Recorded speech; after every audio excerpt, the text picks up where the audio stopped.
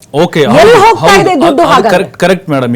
ಈಗ ನೀವು ಈ ಗ್ಯಾರಂಟಿಗಳ ಹೆಸರನ್ನೇ ಮೋದಿ ಕಿ ಗ್ಯಾರಂಟಿ ಅಂತ ಹೆಸರು ಚೇಂಜ್ ಮಾಡಿಬಿಟ್ರಿ ಅಷ್ಟೇ. ಮಹಾರಾಷ್ಟ್ರದಲ್ಲಿ ಮಾಡಿ, ಡೆಲ್ಲಿ ಮಾಡಿದ್ರಿ, ಮಧ್ಯಪ್ರದೇಶ, ಈಗ ಬಿಹಾರದಲ್ಲಿ ಮಾಡೋಕೆ ಕೊಟ್ಟಿದ್ದೀರಿ. ಯಾಕೆ ಒಪ್ಕೊಳ್ಳಲ್ಲ ಅಂತ ಹೇಳಿ? ಏನ್ ಒಪ್ಕೊಳ್ಳಲ್ಲ? ಎಲ್ಲ ಕಡೆಯಿಂದ ಒಳ್ಳೇದನ್ನ ತಗೊಳ್ಬೇಕು ಅನ್ನೋದು ಏನೋದು ಕೆಟ್ಟದ? ಅದು ನಾವು ಒಂದು ಆಜೈಲ್ ಪಾರ್ಟಿ, ನಾವು ತಗೊಳ್ತೀವಿ. ಹಂಗಂತ ಮೋದಿ ಕಿ ಗ್ಯಾರಂಟಿ ಏನು, ಕಾಂಗ್ರೆಸ್ಸಿನ ಗ್ಯಾರಂಟಿ ಏನು ಅಂತ ಕಾಣಿಸ್ತಾ ಇದೆ, ಕಂಡು ಬರ್ತಾ ಇದೆ. ಯಾರಾದ್ರೂ ಕರ್ನಾಟಕದಲ್ಲಿ ಬಿಗ್ಗೆಸ್ಟ್ ಕ್ರಿಟಿಸಿಸಮ್ ಬರೋದು Congress. It is Congress versus Congress. Guarantee ವಿರುದ್ಧ ಮಾತಾಡ್ತಾ ಇರೋದು ಕಾಂಗ್ರೆಸ್, ನಾವಲ್ಲ. ಖರ್ಗೆ ಅವರು ಬಂದು ಹೇಳಿದ್ದು ನೀವು ಮಾಡ್ತಿದ್ದೀರಾ, ಕರೆಕ್ಟ್ ಆಗಿ ಮಾಡಿ ಅಂತ. ನಮ್ಮ ಪಾರ್ಟಿ ಅವರ ಬಂದು ಹೇಳಿದ್ದು. ಕಾಂಗ್ರೆಸ್ ತಮ್ಮ ಪಕ್ಷದಲ್ಲಿ ನಡೀತಿರುವಂತಹ ಒಂದು ಈ ಡಿಫರೆನ್ಸಸ್ ಇಂದ ಗ್ಯಾರಂಟಿ ವಿರುದ್ಧ ಆಗಿದ್ದಾರೆ ಕಾಂಗ್ರೆಸ್ಸಿನ ಪಕ್ಷದ ಒಂದ್ ಸ್ವಲ್ಪದವರು ಅಂದ್ರೆ ಅದು ನಿಜ, ಬಿಜೆಪಿ ಅಲ್ಲ.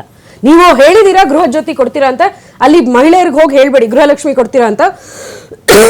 ಮಹಿಳೆಯವ್ರಿಗೆ ಹೋಗಿ ಹೇಳ್ಬೇಡಿ ನೀವು, ಇಲ್ಲೇ ನಾವು 1 ತಿಂಗಳು 2 ತಿಂಗಳಲ್ಲಮ್ಮ, ಯಾವಾಗ ಬೇಕಾದ್ರೆ ನಾವು ಕೊಡ್ತೀವಿ ಅಂತ. ಕರೆಕ್ಟಾಗಿ ಕೊಡಿ, ತಿಂಗಳು ಕರೆಕ್ಟಾಗಿ ಇಂಪ್ಲಿಮೆಂಟ್ ಮಾಡಿ. ಮತ್ತೆ ಯುವ ನಿಧಿ ಎಲ್ಲೋಯ್ತು? ಏನ್ ಸ್ಟೇಟಸ್ ರಿಪೋರ್ಟ್ ಯುವ ನಿಧಿದು? ಹೇಳಿ ಅದನ್ನ. ಓಕೆ ಸರ್, ಈಗ ಲಾಡ್ಲಿ ಬೆಹನ್ ಅಂತಿತ್ತಲ್ಲ, ಅದು ಏನ್ ಮಾಡಿರುತ್ತೆ ಮಧ್ಯಪ್ರದೇಶದಲ್ಲಿ ಶುರು ಮಾಡಿದ್ರಲ್ಲ ಚುನಾವಣೆ, ರಿವೈಸ್ ಮಾಡ್ತಾರೆ. ಈಗ 2.5 ಲಕ್ಷ ರೂಪಾಯಿ ಆರ್ಥಿಕ ಮಿತಿ ಇರಬೇಕು, ಮೊದಲು ಕೊಟ್ಬಿಟ್ರು ಒಂದಷ್ಟು ಜನಕ್ಕೆ 46,000 ಕೋಟಿ ರೂಪಾಯಿ ಹೊರತು ಕೊಟ್ಬಿಟ್ರು. ಈಗ ಅದು ರಿವೈಸ್ ಮಾಡ್ತಾ ಇರೋದು, ತುಂಬಾ ಜನ ಕಡಿಮೆ ಮಾಡ್ತಾ ಇರ್ತಕ್ಕಂಥದ್ದು. ಇದು ಬಿಜೆಪಿಯ ಎರಡು ತರ. ಆಮೇಲೆ ಇನ್ನೊಂದೇನಂದ್ರೆ, ಮೋದಿ ಕಿ ಗ್ಯಾರಂಟಿ ಎಲ್ಲಿಂದ ಬಂತು? ಕರೆಕ್ಟ್. ಮೋದಿ ಕಿ ಗ್ಯಾರಂಟಿ 10 ವರ್ಷಗಳ ಕಾಲ ಮನಮೋಹನ್ ಸಿಂಗ್ ಅವರು ಇದ್ರು, ಆಹಾರ ಭದ್ರತಾ ಯೋಜನೆ ತಗೊಂಡು ಬಂದ್ರು, ಉಚಿತ ಮತ್ತೆ ಕಡ್ಡಾಯ ಶಿಕ್ಷಣ ತಗೊಂಡು ಬಂದ್ರು, ಆಮೇಲೆ ಉದ್ಯೋಗ ಖಾತ್ರಿ ಯೋಜನೆ ತೆಗೆದುಕೊಂಡು ಬಂದ್ರು, ಆರೋಗ್ಯ ಭಾಗ್ಯ ಯೋಜನೆ ತಗೊಂಡು ಬಂದ್ರು. ಬಿಜೆಪಿ 10 ವರ್ಷಗಳಲ್ಲಿ ಏನ್ ತಗೊಂಡ್ಬಂತು? ಆಮೇಲೆ ಏನ್ ಗೊತ್ತಾ, ಬರೀ ರೈಟ್ ಅದಾನಿ ಅಂಬಾನಿಗೆ ಕೆಲಸ ಮಾಡಿ ಇಷ್ಟು ಬಿಟ್ರೆ, ಉದ್ಯಮಿಗಳ ಪರವಾಗಿ ಕೆಲಸ ಮಾಡೋದ್ ಬಿಟ್ರೆ, ಯಾವ್ದಾದ್ರು ಯೋಜನೆ ನೀವು ಕರ್ನಾಟಕದಲ್ಲಿ ಯಾವ್ದಾದ್ರು ವಿಸಿಬಲ್ ಯೋಜನೆ ತೋರಿಸ್ಬಿಡಿ ಇವತ್ತು 11 ವರ್ಷದಲ್ಲಿ, ಯಾವ್ದಾದ್ರು ಒಂದು ಯೋಜನೆ ತೋರಿಸ್ಬಿಡಿ ಜನಗಳಿಗೆ ಅನುಕೂಲ ಆಗಿರುತ್ತದೆ. Modi guarantee fail. ಕರ್ನಾಟಕದ ಕಾಂಗ್ರೆಸ್ ಮಾದರಿಯನ್ನೇ ಇಡೀ ದೇಶದಲ್ಲಿ ನಕಲು ಮಾಡ್ತಾ ಇದ್ದಾರೆ.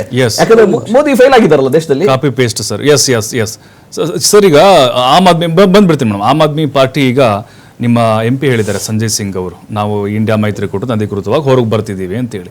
ಅಂದರೆ ಈಗ ಬಿಹಾರಕ್ಕೆ ನೋಡೋದಾದ್ರೆ ನೀವು ಹೇಗೆ ತಮ್ಮ ಅಸ್ತಿತ್ವವನ್ನು ಸ್ಥಾಪನೆ ಮಾಡಲಿಕ್ಕೆ ಅಲ್ಲಿ ಪ್ರಯತ್ನ ಪಡ್ತೀರಾ, ಹೇಗೆ?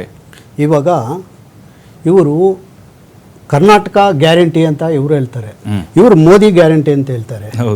ಜನಗಳಿಗೆ ಗೊತ್ತು ಯಾರು ಗ್ಯಾರಂಟಿ, ಯಾರು ಫಸ್ಟ್ ಬುಕ್ ಕೊಟ್ಟಿದ್ದು ಅಂತ. ಒಂದು ಹೇಳ್ತೀನಿ, 1 ನಿಮಿಷ ಅರ್ಥ ಮಾಡ್ಕೋಬೇಕು, ಯಾಕಂದರೆ ಜನರಿಗೆ ಗೊತ್ತಾಗಬೇಕು ಯಾರ್ದು ಗ್ಯಾರಂಟಿ ಅಂತ. ನೀವು ಹೇಳ್ದಂಗೆ ಡೆಲ್ಲಿನಲ್ಲಿ ನಾವು ಉಚಿತವಾಗಿ ಕೊಟ್ಟಿದ್ದು ಏನು ಶಿಕ್ಷಣ ಕ್ಷೇತ್ರದಲ್ಲಿ ಕ್ರಾಂತಿ ಉಂಟಾಗಬೇಕು, ಶಿಕ್ಷಣದಿಂದಲೇ ದೇಶ ಉದ್ಧಾರ ಆಗ್ತದೆ ಅಂತ ಅಂದ್ಬಿಟ್ಟು ಶಿಕ್ಷಣ ಕ್ಷೇತ್ರದಲ್ಲಿ 99.99% ಫೀಸ್ಗಳಿಲ್ಲದೆ ಗೌರ್ಮೆಂಟ್ ಸ್ಕೂಲ್ಗಳನ್ನ ಇದು ಎಸ್ಟಾಬ್ಲಿಷ್ ಮಾಡೋಕ್ಕೆ ಕೊಟ್ಟಿದ್ದೀವಿ.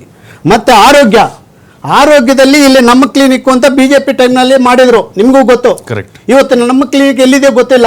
ಮತ್ತು ಇನ್ನೊಂದು 350 ಕೋಟಿ ಏನೋ ಫ್ರಾಡ್ ನಡೆದಿದೆ ಅಲ್ಲಿ.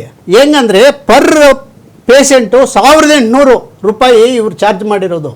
ನಮ್ಮದು ಡೆಲ್ಲಿ ಕೇವಲ 95 ರೂಪಾಯಿ ಮಾಡಿರೋದು. ನಾವೇನಕ್ಕೆ ಇವು ಘೋಷಣೆ ಮಾಡಿದ್ವಿ ಅಂದರೆ, ಎಲೆಕ್ಟ್ರಿಸಿಟಿ ಆಗಲಿ ವಾಟರ್ ಆಗಲಿ ಕೆಲವರು ಕೆಳಮಟ್ಟದವರು 100 ಯೂನಿಟ್ ಕೊಟ್ಟರೆ ಅವ್ರಿಗೂ ಒಳ್ಳೇದಾಗ್ತದೆ, ಬಡತನದಿಂದ ಸಹಾಯ ಆಗ್ತದೆ. ಮತ್ತು ನೀರು ಅಷ್ಟೇ, ಇಷ್ಟು ಲೀಟ್ರ್ ಕೊಟ್ಟರೆ ಆಗ್ತದೆ ಅಂತ. ಇವರು ಕಾಂಗ್ರೆಸ್ನವರು ಮೊನ್ನೆ ಇವರು ಗ್ಯಾರಂಟಿಗಳು ನಮ್ಮದನ್ನು ಇವ್ರು ಕಾಪಿ ಹೊಡೆದ್ಬಿಟ್ಟು ಇವತ್ತು ಕರ್ನಾಟಕ ಗೌರ್ಮೆಂಟು ಅಂತ ಜಂಬ ಕೊಚ್ಕೊಳ್ತಾರಲ್ಲ. ಇವ್ರು ಏನು ಹೇಳಿದ್ರು, BJPನವ್ರು ಏನು ಹೇಳಿದ್ರು, ಆರ್ಥಿಕ ಸ್ಥಿತಿ ಅಧೋಗತಿ ಅಂತಂದ್ರು, ಮೋದಿನವರು ಹೇಳಿದ್ರು.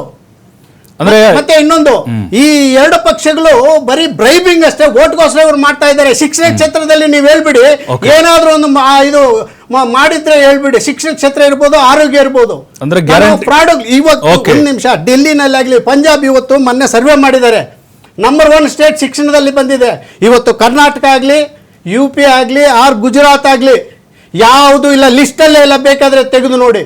ಇವತ್ತು ಕರಪ್ಷನ್ ರೇಟ್ ಎಲ್ಲಿ ಇದೆ, ಬಡವರು 35 ಕೋಟಿ, ಇವ್ರು ಹೇಳಿದರು 35 ಕೋಟಿ ಜನ ಮೇಲೆ ಬಂದ್ಬಿಟ್ಟಿದೆ ಅಂತ. ಗಡ್ಗಿರ್ ಸಾಹೇಬ್ರೆ ಹೇಳಿದರು 35 ಕೋಟಿ ಜನ ಬಡವರಿದ್ದಾರೆ ಅಂತ ಹೇಳಿದರು. ಮತ್ತೆ ಇವಾಗ ಕರಪ್ಷನ್ ಈ ತರ ಮಾಡ್ಕೊಂಡು ಹೋಗ್ತಾ ಇದ್ರೆ ಗ್ಯಾರಂಟಿಗಳೆಲ್ಲಿದೆ? ತೆಲಂಗಾಣ ತಗೊಳ್ಳಿ, ಇಲ್ಲ ಸರ್ ಮಹಾರಾಷ್ಟ್ರ ತಗೊಳ್ಳಿ. ಇವತ್ತು ಯಾವ್ದು ಅಧೋಗತಿ ಬಂದೆ, ಸಾಲ ಮನ್ನಾ ಮಾಡ್ತೀವಿ ಅಂತಂದು ಬಜೆಟ್ ನಲ್ಲಿ ಹೇಳಿದ್ರು. ಇವತ್ತು ಅಂದ್ರೆ ಪ್ರತಿ ಅಂದ್ರೆ budget ಅಲ್ಲಿ okay, ಅವ್ರು ಅಂದ್ರೆ ಮುಖ್ಯಮಂತ್ರಿ ಆಗ್ತಾ ಇಲ್ಲ. ನೀವು ಹೇಳ್ತಿರೋದು ಗ್ಯಾರಂಟಿಗಳಿಗೆ ಪಿತಾಮಹರು ನೀವು ಅಗರ ಆಮ್ ಆದ್ಮಿ ಪಿತಾಮಹ ಅಲ್ಲ, ನಾವು ಬಡವ್ರಿಗೋಸ್ಕರ ನಾವೇ ಪಿತಾಮಹಗಳು ಮಾಡಿ ಅವ್ರನ್ನ ಬಡವ್ರನ್ನ ಮೇಲೆತ್ತಿಸ್ಬೇಕು. ಶಿಕ್ಷಣ ಆರೋಗ್ಯದಲ್ಲಿ ಮಾಡಿದ್ದು. ಇವತ್ತು Yes, sir. ಕಾಂಗ್ರೆಸ್ ನೆಲ ಕಚ್ಚುತ್ತದೆ. ಯಾಕಂದ್ರೆ ಯಾರು ಲೀಡರ್ಗಳಿಲ್ಲ, ಬರೀ ಗ್ಯಾರಂಟಿಗಳಿಂದ ಇವರು ಸರ್ವೇ ಆಗ್ತೇವೆ ಅಂದ್ರೆ ಅದು ಬಹುದಿನಗಳು ಆ ಸರ್ವೈವ್ ಆಗಲ್ಲ. ಇವರು ಬಿಜೆಪಿನವರು ಆಲ್ರೆಡಿ RSSನವ್ರು ಹೇಳ್ಬಿಟ್ಟಿದ್ದಾರೆ 75 ವರ್ಷ ಅಂತ. ಇವಾಗ ಅವ್ರದ್ದು ಆಲ್ರೆಡಿ ಕೆಳಮಟ್ಟಕ್ಕೆ ಬಂದಿದೆ. ನಾವು ಲಾಸ್ಟ್ ಎಲೆಕ್ಷನ್ ಅಲ್ಲೇ ನೋಡಿದೀವಿ. Yes, sir. ಇವತ್ತು ನೆಕ್ಸ್ಟ್ ಇವರೆಲ್ಲ ಲೀಡರ್ಸು, ದೊಡ್ಡ ದೊಡ್ಡ ಲೀಡರ್ಸು ಎಲ್ಲ ಅಲ್ಲಿ ರಿಸೈನ್ ಮಾಡಿಬಿಟ್ಟು AAP ಸೇರಿಬಿಟ್ಟು ನಮ್ಮ ಪಕ್ಷ ಏನಿದ್ರು ಬಡವ್ರಿಗೋಸ್ಕರ ಶಿಕ್ಷಣ, ಆರೋಗ್ಯ, ಕರಪ್ಷನ್ ಇದಕ್ಕೆ Yes. ನಾವು ಆದ್ಯತೆ ಕೊಡ್ತೀವಿ. ಕರಪ್ಷನ್ ತಡೆದ್ಬಿಟ್ಟು ಇವಾಗ ಡೆಲ್ಲಿ ಹೆಂಗೆ ಮಾಡಿದ್ದೀವಿ, ಪ್ರಾಫಿಟ್ನಲ್ಲಿ ನಾವು ನಡೆಸಿದ್ದೀವಿ, ಸಾಲ ಮಾಡಿಲ್ಲ. ಇವತ್ತು ಮಹಾರಾಷ್ಟ್ರನಲ್ಲಿ 4 ಲಕ್ಷ ಕೋಟಿ ಸಾಲ ಮಾಡಿದ್ದಾರೆ, ತೆಲಂಗಾಣದಲ್ಲಿ Yes. ಮಾಡಿದ್ದಾರೆ. ಬರ್ತೀನಿ, ನೀವೇ ಬರ್ತೀನಿ ನೋಡಿದ್ರೆ ಇವತ್ತು AAP ಯಲ್ಲಿದೆ. ಇವರು ಒಂದೇ ನಾನಿದೆ ಎರಡು ಮುಖಗಳು ಅಂದ್ಬಿಟ್ಟು ಇವ್ರ ಕೈಯಲ್ಲಿ ಗ್ಯಾರಂಟಿಗಳಾಗಲ್ಲ, ಬ್ರೈಮ್ ಮಾಡಿಬಿಟ್ಟು ಇವರೆಲ್ಲ ಓಟ್ಗೋಸ್ಕರ ಮಾಡ್ತಾ ಇದ್ದಾರೆ, ಮೋಸ ಮಾಡ್ತಾ ಇದ್ದಾರೆ ಅಂತ ನಾನು ಹೇಳ್ತೀನಿ. ಎಸ್ ಸರ್, ಮತ್ತೆ ಬರ್ತೀನಿ ಸರ್. ನಿಮ್ಮ ಹತ್ರ ಒಂದು ಬ್ರೇಕ್ ಇರುತ್ತೆ. ಬ್ರೇಕ್ ಆದ್ಮೇಲೆ ಅಖಾಡ ಮತ್ತೆ